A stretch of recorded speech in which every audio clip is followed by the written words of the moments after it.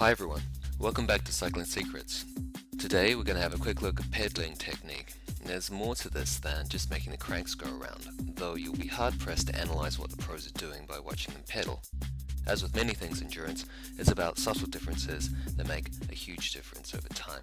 So, first of all, here's the pedaling clock. This is a standard way of referring to the pedaling position, so we're all on the same page. Generally, what you're aiming for is a smooth pedaling stroke that pushes a crank around in a consistent manner. This means paying attention to the direction of the force that you're applying to the pedals. The circle is generally divided up into 4 sections. First, from 1 o'clock to 5 o'clock is the downstroke. No matter how you break this down, this is where most of the power is going to come from. It engages the largest muscles in your body, the thighs and the glutes. There's also body weight and gravity helping out. So no matter how smooth you get your pedaling, this is the power part. From 5 o'clock to 7 o'clock is a pullback. You'll be pulling your foot back to apply force through this part of the pedal stroke. The usual advice in this is it should feel like you're trying to wipe something unpleasant off your shoe. From 7 o'clock to 11 is a lift up as your leg lifts up through to the top of the pedal stroke. More about this later, but generally your leg should be lifting its own weight through this section, not being lifted by the opposite downstroke.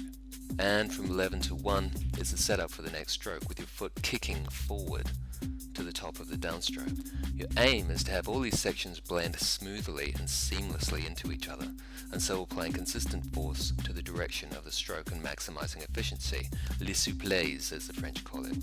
We suggest that to get a good sense of the different quadrants, that you spend some time isolating each one, just paying attention to the pullback for a few strokes for example, and then switching focus to the lift up. As you train your body to recognize how each of these movements feels, you can then integrate them into a cohesive whole. Just a quick word about ankling. Ankling is a pedaling technique that seeks to engage the quads at the front of the stroke and the muscles at the back of the thigh through the lift up to improve power and efficiency. As we see here, the heel comes down below the toe through the push down and up above it on the lift up. So, as you're lifting up, you're applying deliberate force, pulling the pedal up into the top of the stroke rather than just lightening the leg, so it's lifting its own weight within this section. Depending on who you talk to, this is either a secret weapon or ultimately biomechanically unuseful. Certainly, this technique improves power through the lift up and engages different muscles distributing the effort.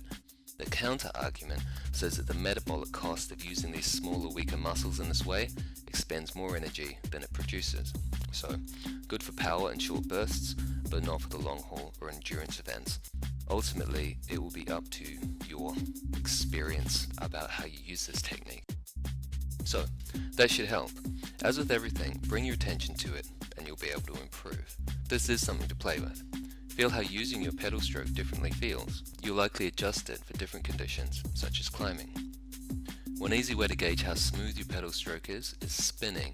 See how high you can get your cadence before you start bouncing around on the seat, which is a sure sign that you're not pedaling the whole circle smoothly. Okay, until next time, have fun, and remember, whatever you want, let us know.